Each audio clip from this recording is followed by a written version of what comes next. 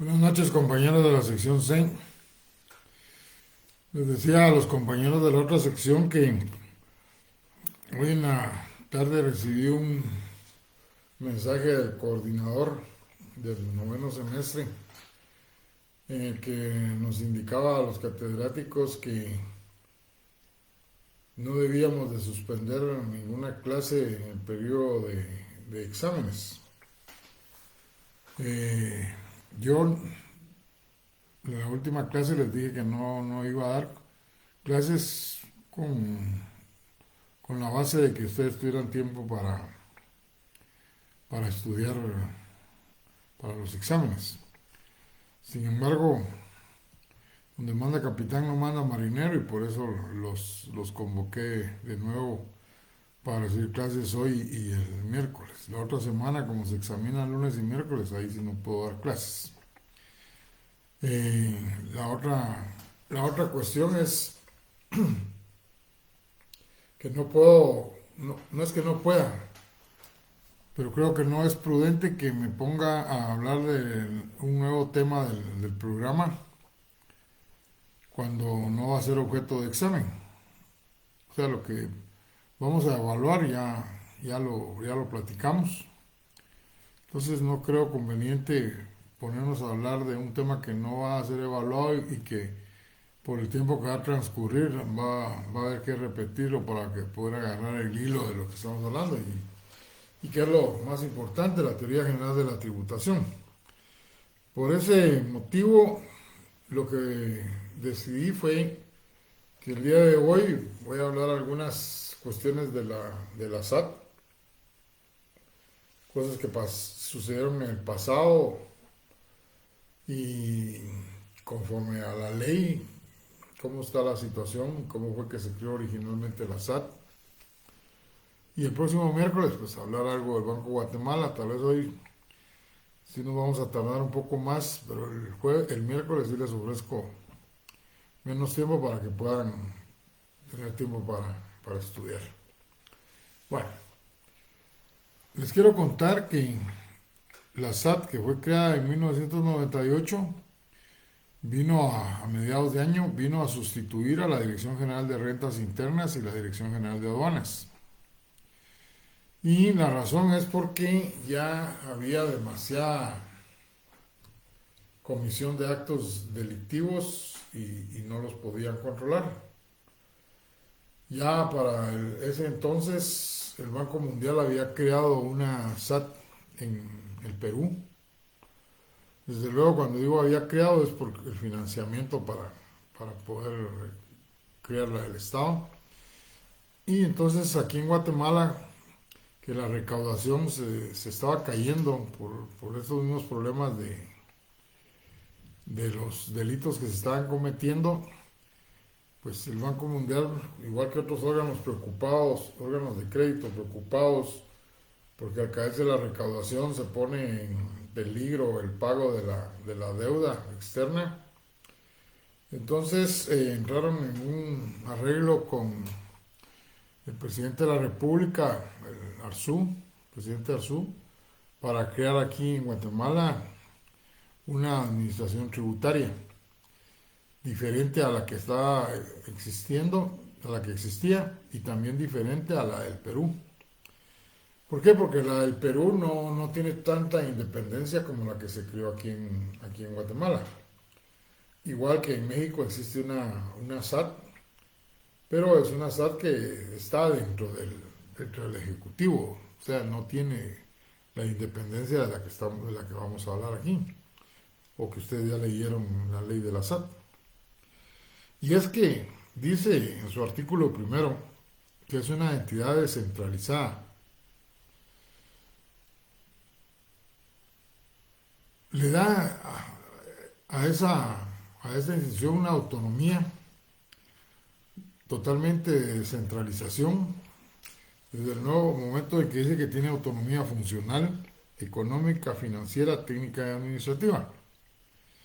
Lo que siempre se ha discutido, y me recuerdo yo en el curso de Derecho Administrativo, es hasta dónde se puede considerar una institución totalmente autónoma si depende económicamente del órgano central. Y es el caso de la universidad. ¿Hasta dónde se habla de autonomía? Una autonomía total. No la tiene desde el momento en que tiene un 5% según la Constitución que le tiene que trasladar el Ejecutivo. ¿Qué pasa si no se los traslada? Prácticamente deja inoperante a la universidad. La administración tributaria, la administración tributaria no es por mandato constitucional, sino es por mediante una ley ordinaria. Pero no dice que el Estado le tiene que trasladar tal porcentaje. No. Lo que dice la ley es que le debe trasladar un 2% de lo que recaude, o sea, de los impuestos que recaude.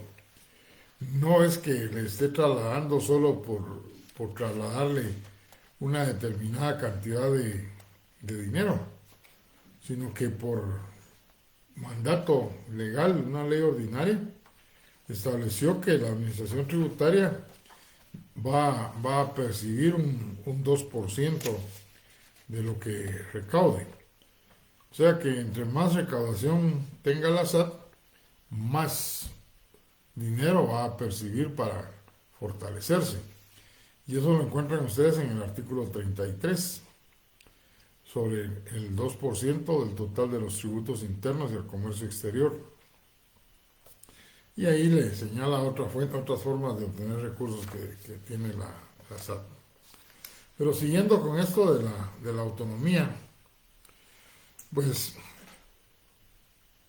pongo en tela de discusión lo que es la autonomía económica, independientemente de que la administración tiene su propia captación de recursos.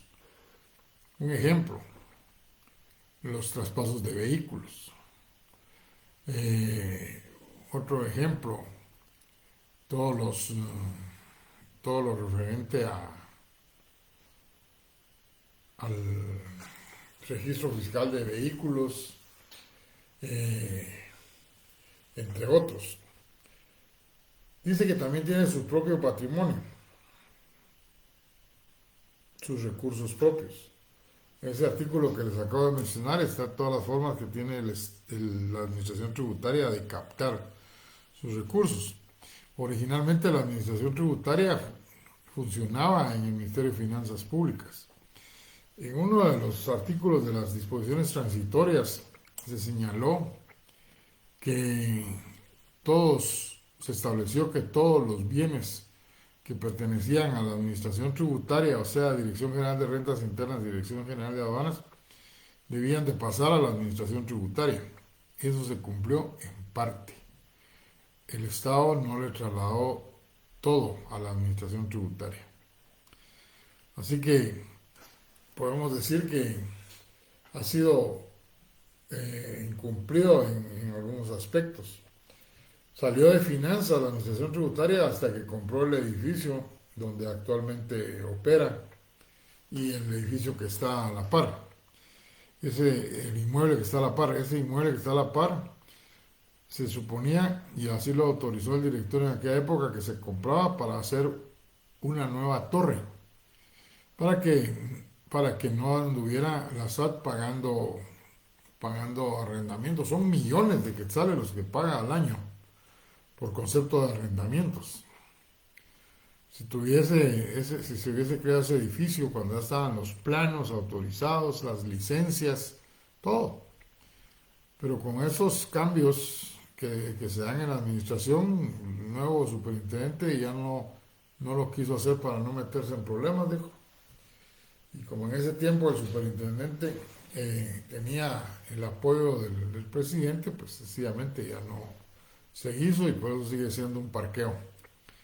Porque para eso es que realmente se utiliza la casa que está ahí construida. Se utiliza para cuestiones de cursos que da la administración tributaria. Pero los arrendamientos son millones los que pagan. O sea, sus recursos propios serían más si se hubiera utilizado en forma correcta todo lo que el Estado capta, lo que la SAT capta. Si hablamos del objeto, claramente dice que su principal objeto es recaudar, controlar, fiscalizar los impuestos internos y los impuestos que gravan el comercio exterior. El otro día les dije que les voy a mandar una lista de todos los impuestos que se cobran en Guatemala. Pero esa lista son los impuestos internos. Nosotros apenas vamos a ver unos 6 impuestos. La mayoría va a estar ahí y estoy seguro que muchos no conocen la variedad de impuestos que tenemos aquí en Guatemala. Con esa información pues los van a conocer. No es objeto de examen, es solo de información. Ahora, los que graban el comercio exterior no son más que el impuesto de importación y el impuesto que grava la nacionalización de los bienes que provienen del extranjero. Ese impuesto de importación en la doctrina también se conoce como aranceles. Y nosotros, cada vez que vamos a hablar de aduanas, dicen, no, es que el arancel que se tiene que pagar es un 15%, un 5%, 0%. Eso es impuesto de importación. Es el sinónimo como se usa en la jerga de derecho aduanero. Aquí hay una discrepancia con respecto a lo que en la realidad sucede. Porque si la SAT tiene como objeto recaudar, controlar y fiscalizar estos impuestos, ¿cómo es posible que aparezcan en la escena otras instituciones encargadas de recaudar y controlar? Por ejemplo, el YUSI. El YUSI lo cobran las municipalidades, pero eso no tiene problema porque es un mandato legal. O sea, la ley del YUSI dice claramente que es la municipalidad y que las municipalidades debían de notificarle al Ministerio de Finanzas que ya tenían la capacidad técnica, la infraestructura, etcétera, para que le trasladaran toda la base informática de los contribuyentes, toda la base de datos. Y encuentro hoy en un medio de escrito la noticia de que el Ministerio de Finanzas recaudó 1 millón de YUSI. Pero ¿y no son las municipalidades? La explicación es que las municipalidades debían o deben de notificarle al Ministerio de Finanzas que ya pueden llevar ese control y poder recaudar. Entonces hay muchas municipalidades que no, me imagino que son de tercera categoría, que no han asumido esa responsabilidad. Y entonces el Ministerio de Finanzas tiene la obligación de seguir recaudando ese impuesto. No me recuerdo en qué oficina tributaria había una ventanilla donde se cobraba el YUSI y que la administración tributaria le dio permiso al Ministerio de Finanzas para que ahí se ubicara esa ventanilla de cobro. Pero hay casos como el del INGUAT, el impuesto al turismo, ella era responsable. Los derivados del petróleo, lo que pagamos cuando compramos combustible, el Ministerio de Minas. Y uno más, como es el pago del impuesto de herencias. Nosotros, cuando llevamos un proceso sucesorio, intestado o testamentario, y ya hicimos todo el trámite y tenemos el visto bueno, el dictamen con el visto bueno de la PGN, dictamos el auto declaratorio de herederos, y de acuerdo a la ley de herencia hay que mandar el expediente en la forma como ellos dicen, no como dice la ley, para que sea la liquidación del impuesto. Eso debiera de enviarse a la administración tributaria si se cumpliera en un 100% del objeto de la SAT. Ahora, ¿cuál es la explicación? ¿Cuál es la explicación del por qué no, no está bajo la tutela de la SAT este impuesto? Resulta que cuando se creó la SAT en el 98 y empezaron a trasladarse las funciones y atribuciones que tenía la- la Dirección de Rentas Internas y de Aduanas, pues dentro de lo que cobraba rentas estaba este impuesto de herencias. Pero el ministro de esa época insistía en que tenía que trasladarle a la SAT la dirección completa, el DICABI completo, la Dirección de Avalúo de Bienes Inmuebles. Es más largo el nombre, pero nunca se me ha quedado, el DICABI. Entonces, la SAT, el directorio de la SAT no aceptó, porque les dijo que el catastro era una responsabilidad del Ministerio de Finanzas, que la SAT no podía o no tenía obligación de tener un control catastral, que su única función era recaudar, controlar y fiscalizar los impuestos. Y como el directorio no aceptó, pues sencillamente el ministro de Finanzas de aquella época no trasladó a la SAT ese impuesto. Y se sigue pagando en el Ministerio de Finanzas Públicas. Ahí hay un departamento que pertenece al DICABI, a esta dirección. Y entonces nosotros, cuando ya tenemos el expediente listo, lo tenemos que llevar ahí para que ellos hagan la determinación del impuesto, o sea, la liquidación, y luego se la trasladen a la Contraloría y la Contraloría lo apruebe para que nos notifiquen para que paguemos el impuesto. O sea, señalo estas discrepancias porque cualquiera se puede preguntar por qué, si la SAT es la responsable, por qué están estos fuera de ella. Una cuestión que me llama la atención a mí, y se los voy a contar, es que en la literal G de este artículo 3 dice que se deben presentar las denuncias cuando se tenga conocimiento de delitos tributarios, o sea, de los ilícitos. Fíjense ustedes que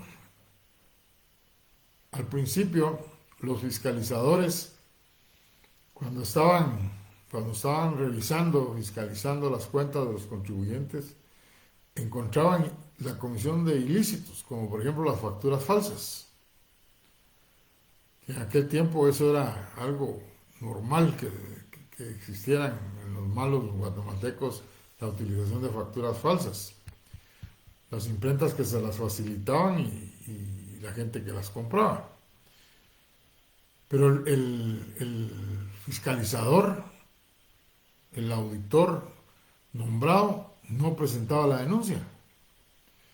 Y entonces, en base a los ajustes y todos esos expedientes llegaban al directorio. Y el directorio, al encontrar, porque hacía un análisis, pues se da cuenta de que había un ilícito.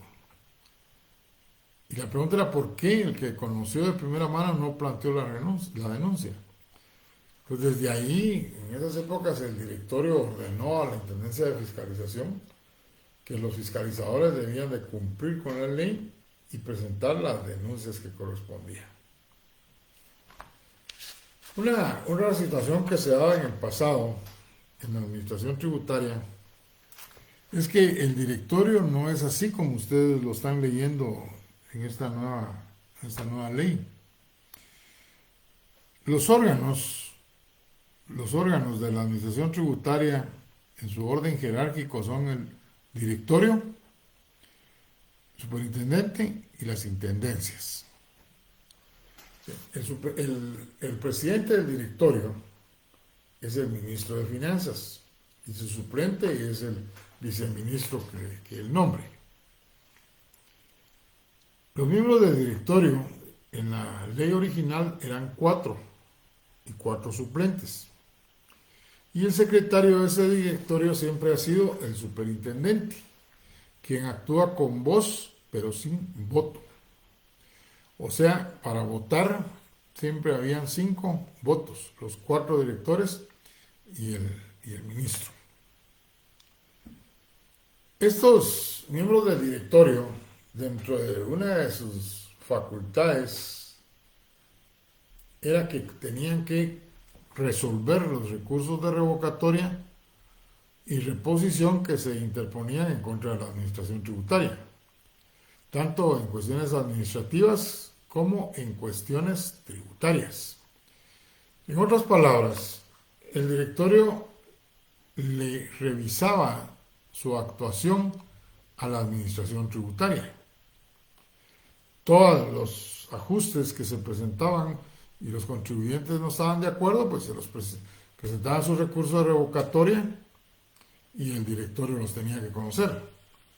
Había una unidad técnica del directorio que era el que hacía las ponencias y los miembros del directorio lo analizaban el expediente y si estaban de acuerdo aceptaban la ponencia y si no ordenaban que se resolviera en otra forma o sencillamente mandaban anular lo actuado en virtud de que no se había hecho de forma correcta la notificación inicial del ajuste.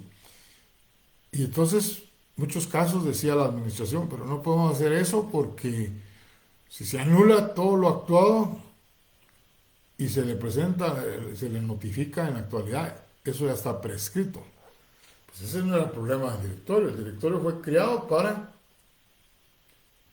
revisar lo actuado por la administración, que todo estuviera realizado de forma correcta. Y como se daban estas situaciones, entonces, de todas maneras, el contribuyente no tenía la culpa. Y su suerte de que se diera esa situación. Lo que sí no tenía suerte era que el directorio ordenaba a recursos humanos que investigara, a la auditoría interna, que investigara quién había sido responsable de tal situación, de esa o de cualquier otro problema. Y una vez que llegaba el informe, se le ordenaba a recursos humanos para que impusiera las sanciones administrativas correspondientes. Antes de crearse la SAT, el Ministerio de Finanzas era juez y parte. ¿Por qué? Porque el ministro de Finanzas nombraba al director de aduanas y al director de rentas internas. Y los recursos de revocatoria, en el caso de los impuestos internos, se interponían en contra del director de rentas internas. Pero el que resolvía era el ministro de Finanzas. Y él era el que había nombrado al director. Entonces se convertían en juez y parte y generalmente salía perdiendo siempre el contribuyente. Para evitar esa clase de situaciones fue que se creó dentro de la ley de la SAT este directorio, para que en forma independiente conociera de los recursos y de todas las funciones que se le señalan y que se ampliaron con las modificaciones para poder revisar lo actuado por la administración.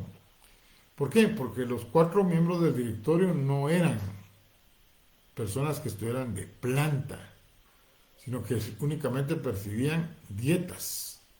Eran independientes, podían seguir en el trabajo que se desempeñaban. El abogado, por ejemplo, podía seguir con su bufete y seguir litigando. Lo que sí por ética no podía hacer es llevar casos en contra de la administración tributaria, desde luego, igual que el auditor. Pero por lo demás era libre de actuar. En la actualidad encontramos una situación totalmente diferente con las modificaciones que se le hicieron a la ley de la SAT. Primero, se modifica el directorio y se reduce únicamente al presidente, que es el ministro, y a 2 directores, sin suplentes. Estos 2 directores ya son funcionarios de la administración tributaria. Antes no tenía esa calidad de los directores. Y al momento de que ya son funcionarios, pues entonces también perciben un salario. sea, dependen del órgano. Por aparte le quitan a este directorio reducido una de las funciones esenciales por las cuales fue creada la SAT, que es resolver los recursos de revocatoria que se interponen por motivo de los ajustes.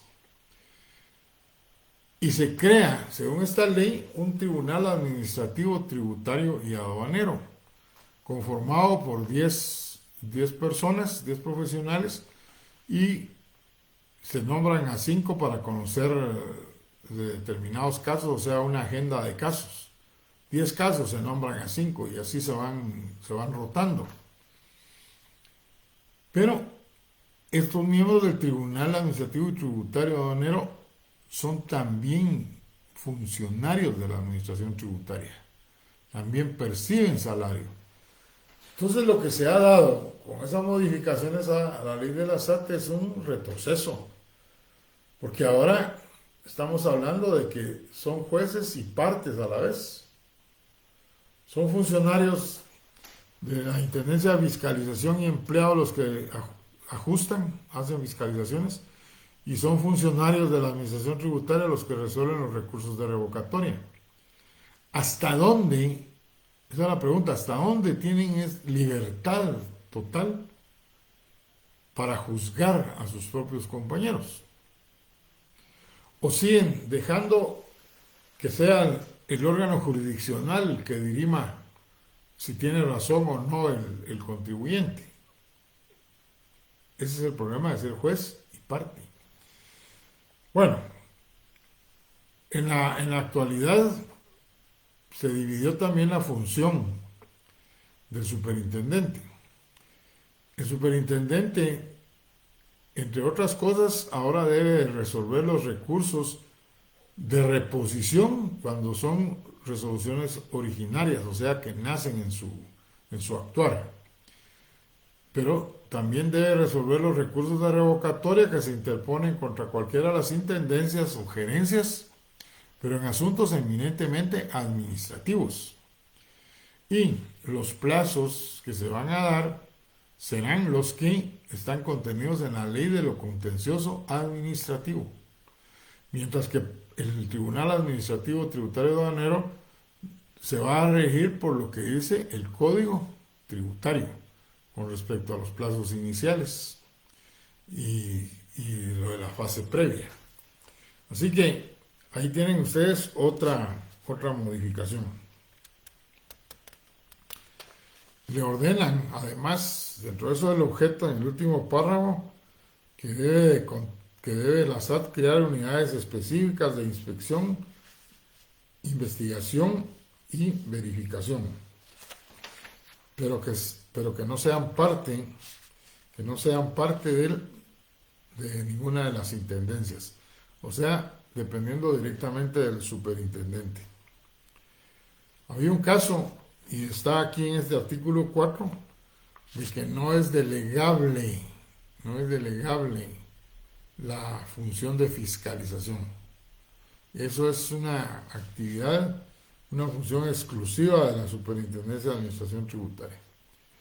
Sí se pueden contratar auditorías externas. O sea, el directorio puede nombrar una firma de auditores externos para que vayan a fiscalizar las distintas intendencias o las intendencias o las gerencias que el directorio necesite que se haga una auditoría externa. Pero de las fiscalizaciones que realiza la Administración Tributaria en concepto de impuestos no se puede delegar esa función. Hay otra cuestión importante, hablando del superintendente. El superintendente en el pasado era nombrado por el presidente de la República, por la presentación de una terna que le hacía al directorio, para que ahí escogiera.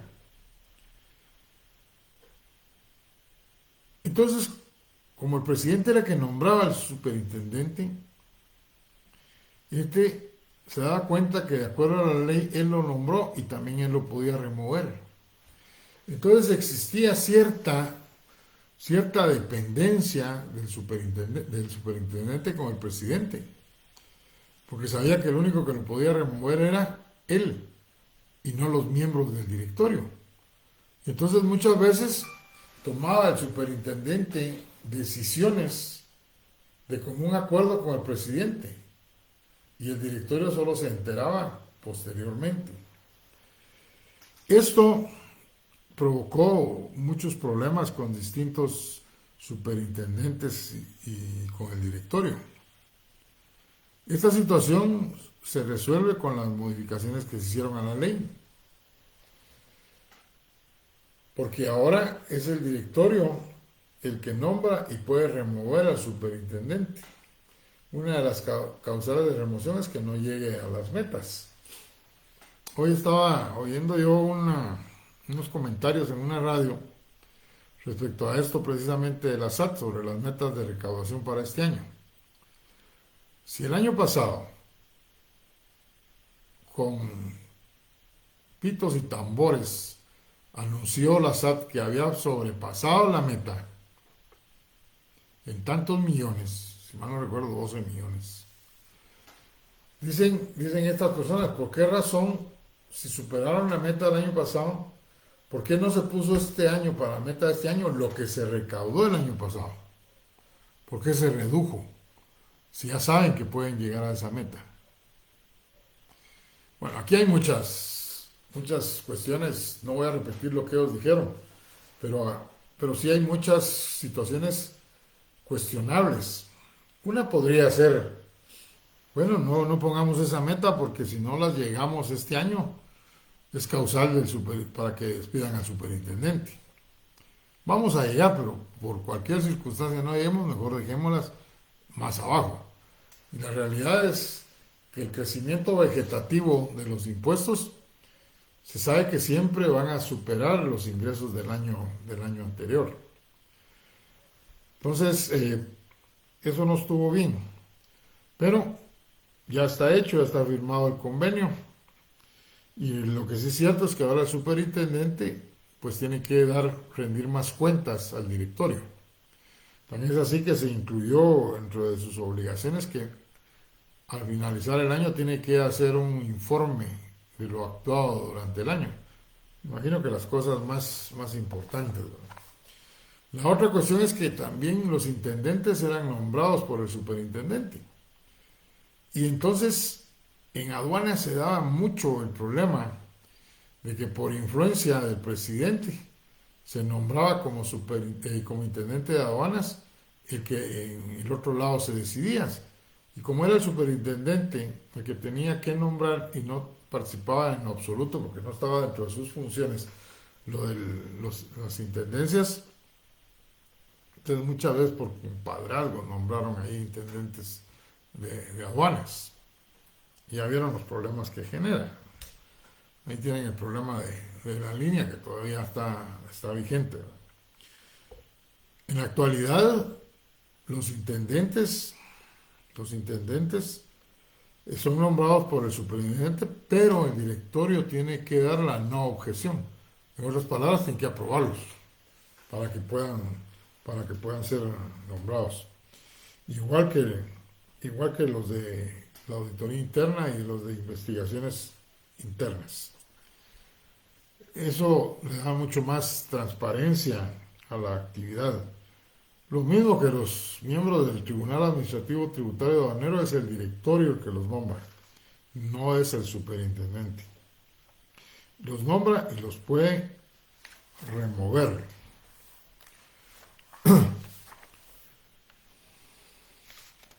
Luego viene lo de las comisiones de postulación. Esta sigue siendo la misma. Lo importante que tienen que saber ustedes es que los miembros del directorio, al ser nombrados, se les tiene que informar al Congreso de la República para que ellos manifiesten que no hay ningún problema dentro de los 8 días siguientes a que son informados.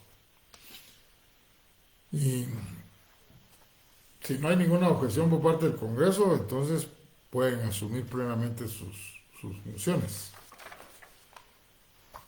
Se me olvidaba decirles del presupuesto. El presupuesto de la SAT no lo aprueba el Congreso. Es una parte de la autonomía que tiene la SAT. Su presupuesto lo aprueba el directorio. Es una gran independencia. Es parte de esa máxima descentralización que tiene este órgano. Lo único que tiene que hacer es informarle al Congreso de la República de lo que se aprobó, pero eso por cuestiones financieras. Pero el Congreso de la República solo lo da por recibido y hasta ahí se terminó el asunto. En el artículo 21 ter es que está lo del cómo es que resuelve el Tribunal Administrativo Tributario y Aduanero. En el artículo 22, literal D y E, está lo de cómo se resuelven los recursos por parte de la administración, el tribunal y el superintendente. Una cuestión que sí vale la pena señalar es la obligación que tienen todos los trabajadores de la SAT y funcionarios de presentar una declaración anual en la que tienen que indicar cómo está su patrimonio, de él, de su esposa y de sus hijos menores, y la autorización que le dan a la administración tributaria para que puedan la SAT pedir información a los bancos sobre las cuentas bancarias que poseen y poder saber cuál es el movimiento. Esto lo incluyeron en la ley por el problema que se da de los sobornos. Es muy fácil, más en aduanas, que hagan convenios los importadores, malos guatemaltecos, con algunos representantes de la administración aduanera para que no cobren los aranceles que corresponden, o cobrando menos, o sencillamente los dejen pasar sin pagar, y para eso reciben sobornos. Y eso se puede manifestar si no tienen el cuidado y lo depositan en sus cuentas, pues sencillamente ahora la administración tributaria tiene cómo controlarlos pidiendo esa información. La otra cuestión importante que está en el artículo 35 es que ante la administración tributaria, sus compras, la adquisición de bienes, lo hacía por medio de un reglamento que había creado el directorio, muy en el inicio. Con las modificaciones, ese reglamento pues prácticamente ha quedado desechado, pues se obliga a la administración tributaria a que todas sus adquisiciones y contrataciones se hagan de acuerdo a la ley de contrataciones. A la ley de contrataciones. Y tuvo el inicio de vigencia este artículo el 22 de agosto de 2018.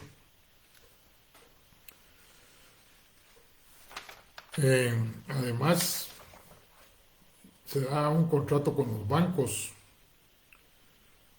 para eso de recibir las declaraciones. Uno de los objetos de la administración tributaria es facilitar el cumplimiento de las obligaciones de los contribuyentes, y creo que en ese sentido no ha fallado la SAT. Antes de la SAT, grandes colas para pagar impuestos. Habían huelgas y no se podía pagar impuestos. En la actualidad, la administración tributaria le ha dado a los contribuyentes una serie de herramientas que le facilitan el cumplir con sus obligaciones. Realmente no las cumple el que no las quiere cumplir. No puede decir tengo que ir a hacer colas. Antes se hacía colas hasta para poder adquirir los formularios. En la actualidad no. La primera herramienta fue Bancasat. Solo llegaba con su banco el contribuyente, firmaba un contrato de adhesión y entonces ya facultaba con ese contrato el contribuyente al banco para que le pagara a la SAT conforme a lo que le estaba requiriendo mediante las mediante las declaraciones que estaba mandando el contribuyente. Como esto lo utilizaban las grandes empresas, los grandes comercios, industrias, y la mayoría de contribuyentes no se adhirió a esa herramienta de Banca SAT, entonces había que facilitarle a los contribuyentes que no siguieran haciendo declaraciones en papel. Además que les representó un ahorro millonario a la SAT el no estar imprimiendo formularios. Y entonces crearon esa herramienta de Declaraguate. Ustedes vienen ahora y pagan sus impuestos ingresando a Declaraguate, buscan el formulario de pago que corresponde, lo llenan, lo van a congelar, pero previamente hay otra tecla ahí para que lo revise el sistema. Ahí les dice el mismo sistema si está bien, entonces ya lo congelan y luego le dan a imprimir a la forma 2000, la imprimen y ya van a su banco y pagan el impuesto. Antes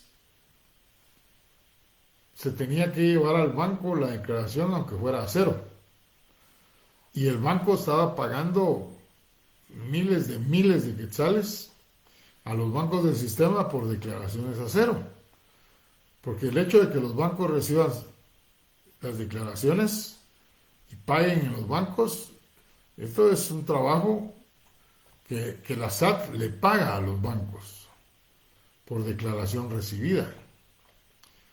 Y por eso, como ya no se permite que los bancos se queden mucho tiempo con el dinero, sino que inmediatamente tienen 2 días para informársele al Ministerio de Finanzas cuánto es lo que está depositado en la cuenta del fondo, en la cuenta del fondo común, que es la que todos los bancos del sistema que han firmado el contrato con la SAT deben de tenerlo, para que cuando nosotros llegamos a pagar con un cheque, por ejemplo, el cheque está dirigido a fondo común. Si es en efectivo, pues el dinero en efectivo ingresa a la cuenta del fondo común que tiene cada uno de los bancos que está dentro de esta, y le digo que está dentro de esta negocio de recibir declaraciones, porque hay como 3 bancos, creo que ya se los había contado, que no se quisieron subir a este negocio. Pues les estaba diciendo que la SAT ha facilitado el cumplimiento de las obligaciones. En aduanas, por ejemplo, ahora existe la póliza electrónica. El agente aduanero desde su oficina pues autoriza las pólizas de los auxiliares que están trabajando en la aduana de Puerto Barrios y el otro que está trabajando allá en la aduana del Carmen, por ejemplo. Antes, estos auxiliares del agente aduanero se llevaban las pólizas en blanco, firmadas por el agente aduanero, y él no tenía a la vista lo que realmente al final estaban poniendo o sea, daba mucho lugar a que se realizaran actos delictivos en los cuales hasta al agente aduanero resultaba implicado como responsable por la firma que estaba puesta. ¿Cómo se resolvió? Pues ahora se creó la póliza electrónica. Ni bien reciben los documentos, los importadores se los dan a su agente aduanero y este realiza la póliza electrónica.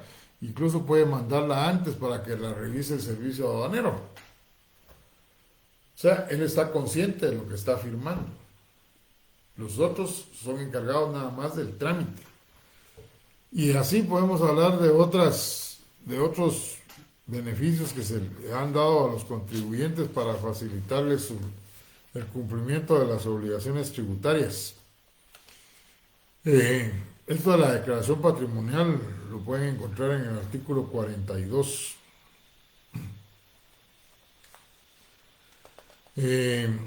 Para nosotros es muy importante el artículo 47 respecto a las pruebas que hacen valor en juicio. El artículo 45 repite lo de los recursos administrativos que ya les expliqué cómo funciona. Los recursos administrativos propiamente cometidos dentro de la función administrativa y los cometidos lo que se comete, los errores o ajustes que se realizan dentro de la función eminentemente tributaria.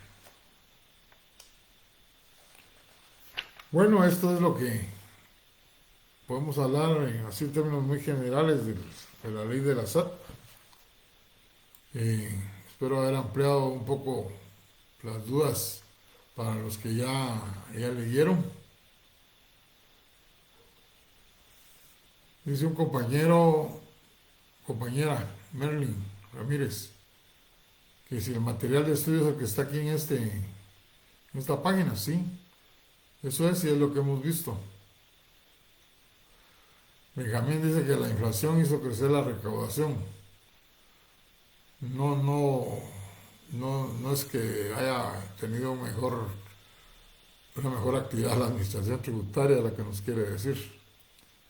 Hubo más consumo. Bueno, hay muchos factores, pero como no entramos a analizar por qué es que captaron más, pues lo dejamos ahí y respetamos el punto de vista del compañero. Lo que veamos el día de hoy, dice José Manuel, más preocupado, ¿también será objeto de examen? No en la parte teórica, pero la ley de la SAT, recuérdense que esa sí es objeto de examen. Esta explicación se las estoy dando para los que a última hora están leyendo la ley de la SAT, pues para que puedan tener una mejor comprensión, y para los que ya lo leyeron, posiblemente les pude haber aclarado algunas dudas que les nacieron de su lectura. En el examen, Jennifer, en el examen, las instrucciones, está el tiempo que tienen para cada uno de los exámenes. Entonces nos vemos el próximo miércoles. Vamos a hablar un rato de la ley del Banco de Guatemala. Que tengan ustedes muy buena noche. Gusto saludarlos.